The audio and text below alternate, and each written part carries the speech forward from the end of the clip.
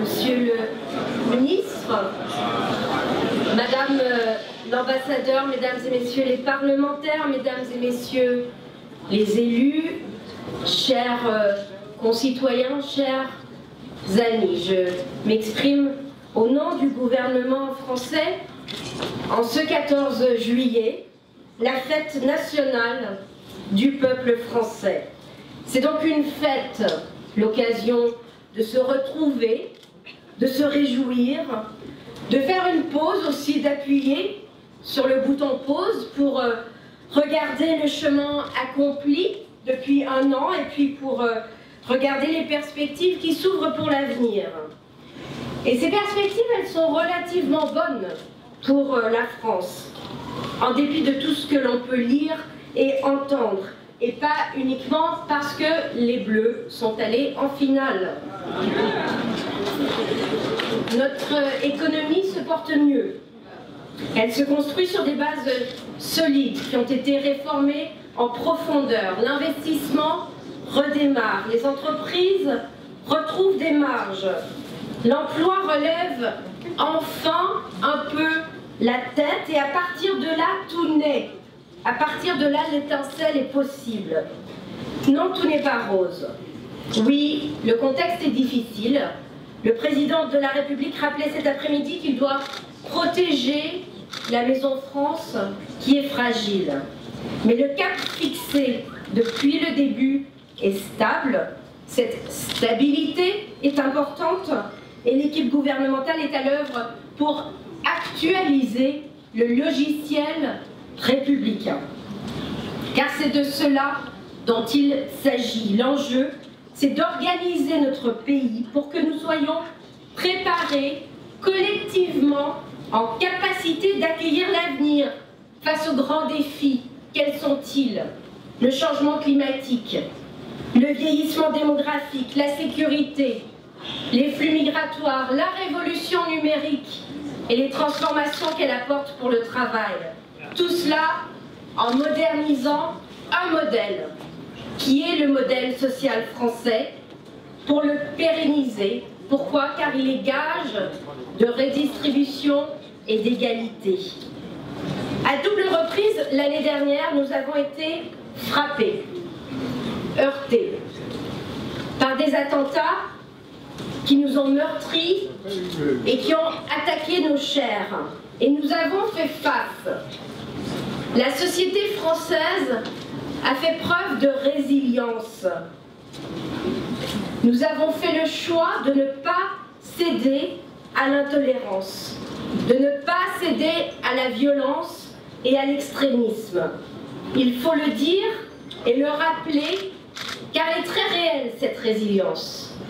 Et puis l'année dernière, la même année, notre pays a organisé un grand rendez-vous international, la COP 21, qui a forcé les dirigeants du monde entier à assumer leurs responsabilités pour le devenir commun de notre planète. Cette même année, nous avons continué à commémorer les grandes guerres. J'étais à Thiepval, moi aussi il y a 2 semaines, dans la Somme. Thiepval, bataille sanglante, s'il en fut, inutile, absurde. J'étais présente pour honorer la mémoire des défunts, mais aussi pour dire avec nos amis britanniques présents que la paix nous unit, que cette bataille que nous avons menée ensemble ne doit plus jamais se reproduire. C'est cela la promesse que nos 2 peuples à l'époque se sont faites sur ce champ de ruines, et c'est cela aussi l'Europe. Alors notre fête nationale aujourd'hui, en dépit des blagues, je la trouve un peu triste. Nos amis britanniques ont décidé de partir. Boris, I know you like to quote Shakespeare. It is a tale full of sound and fury, isn't it? Ce choix, il nous affecte tous profondément. Il crée une rupture. Il brise potentiellement des destins qui, jusque-là, ne s'étaient pas interrogés sur leur appartenance nationale. Naturellement double, spontanément multiculturelle, intrinsèquement européenne. Mais oui, le peuple britannique a parlé, et il faut le respecter, mais ce choix ne doit pas créer de nouvelles divisions. Alors j'entends nos amis britanniques nous dire qu'ils veulent prendre du temps pour entamer officiellement les négociations sur le retrait du Royaume-Uni de l'Union européenne. Il faut d'abord saluer la volonté de s'organiser au sein d'un nouveau gouvernement, de préparer une stratégie claire qui doit enfin permettre d'identifier les points prioritaires des négociations. And congratulations for your nomination, dear Boris. But forcément, nous sommes nus. En tant qu'Européens, la France, comme tous les autres pays, unis d'ailleurs sur ce sujet par un sentiment d'urgence. Pas de l'urgence pour donner des leçons aux Britanniques, pas de l'urgence pour les rappeler à leur choix et à leurs responsabilités de manière cassante, non, mais parce que l'Europe va mal, parce que rien n'est jamais acquis, parce que ce qui est en cause là, c'est peut-être justement un peu le salut de l'Europe. Or, attendre, c'est prendre le risque réel de créer de nouvelles divisions, d'ouvrir plus d'incertitudes, notamment pour les milieux d'affaires, de sombrer dans des complexités bilatérales, informelles, inextricables. Donc j'espère que nous pourrons conduire ces discussions non pas les uns contre les autres, mais ensemble, et pour cela, nous devons débuter rapidement. Par exemple, la France veut connaître les demandes qui seront faites par le gouvernement britannique concernant les ressortissants européens qui vivent ici. Notre priorité sera naturellement de garantir que les droits des Français résidents seront respectés. Ils contribuent positivement à ce pays.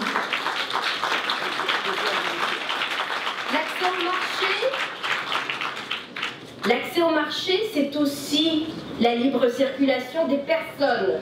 It comes as a pack, it's a 2 for 1.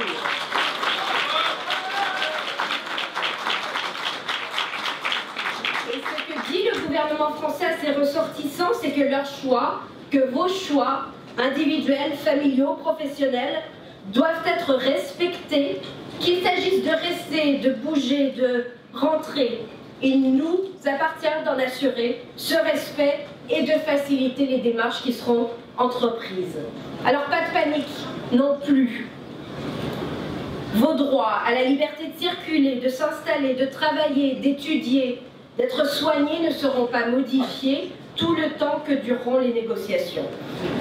Pour autant, pour le gouvernement français, est-il question de remettre en cause l'idéal européen? Non. L'Europe, c'est une tentative, c'est une expérience, c'est un projet, c'est une construction, mais fondée sur des valeurs. Et quelles sont-elles, ces valeurs? Eh bien, justement, la tolérance, et le respect, et l'émancipation individuelle et collective par l'éducation, par le savoir, la culture, l'échange, l'histoire aussi, cette histoire séculaire, qui forge les consciences, qui donne le sens du devoir. Un espace comme aucun autre dans le monde, qui garantit l'état de droit, la démocratie, les libertés fondamentales, la prospérité, la redistribution, une certaine ambition sociale, trop peu élevée à mon sens, l'innovation aussi, le pari de la science. C'est ça l'Europe. L'Europe, elle n'est pas qu'un marché, même si elle est aussi un marché, et que le gouvernement français, tous les jours, travaille pour abaisser les obstacles, pour que les entreprises puissent profiter pleinement de ce marché. On ne se rend pas toujours compte de tout ce que cette construction européenne permet. Le passeport européen pour les entreprises des services financiers, par exemple, tout cela est devenu une évidence, mais c'est le fruit d'une construction. Alors c'est vrai que cette Europe, elle n'est pas toujours ce qu'on voudrait qu'elle soit. Beaucoup de gens s'en détournent. Ils ont le sentiment qu'elle ne les protège pas. Ils se sont retrouvés dans une économie ouverte, en pleine concurrence, avec des bas salaires. Ils voient les services publics disparaître. Ils ne croient pas les responsables politiques qui leur expliquent que si ça va mal pour eux, c'est à cause des autres. Et c'est cela aussi aussi une des leçons à tirer du Brexit. Ce ras-le-bol, c'est la raison pour laquelle il faut un autre projet européen, ou plutôt une Europe des projets, une Europe concrète, que nos concitoyens comprennent, une Europe du numérique, de l'énergie, de la santé, de la sécurité, de la formation professionnelle, des échanges entre les jeunes, une Europe reconstruite, concrète, qui s'investit politiquement. Alors à moi de faire un wake-up call, de grâce, ne cédons pas à la facilité. La démocratie, elle a un prix, elle a une valeur aussi. Nos systèmes démocratiques doivent être améliorés, ne serait-ce que parce que les exigences ont évolué, et c'est normal, et c'est légitime, plus de transparence, plus de modernité. Mais pour autant, attention à veiller, à protéger cette démocratie qui reste si fragile. Alors maintenant, Boris, faut-il dérouler le tapis rouge?